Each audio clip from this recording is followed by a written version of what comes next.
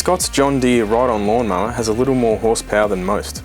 A result of a few spare parts, Scott had the mower out for his first test run. Sourced from a Holden Commodore, the Holden 253 cubic inch V8 engine is tweaked up a touch by a crane camshaft, Edelbrock inlet manifold and 4-barrel carby. A Kingwood axle is used as a tail shaft with drive delivered directly via the clutch through a 1-inch chain to a Toyota Cressida IRS diff centre.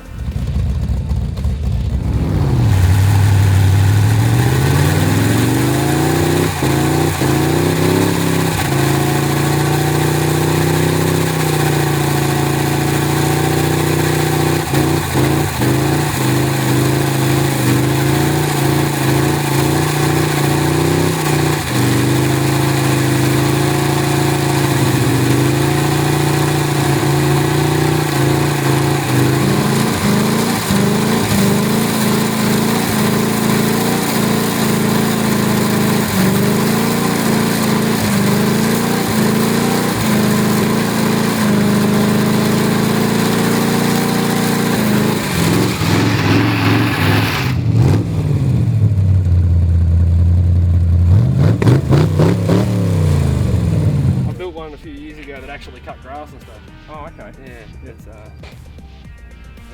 was not as fast, like it was belt drive and just for shits and giggles more than anything, but yeah, that was a bit of fun. But this one's a bit more serious.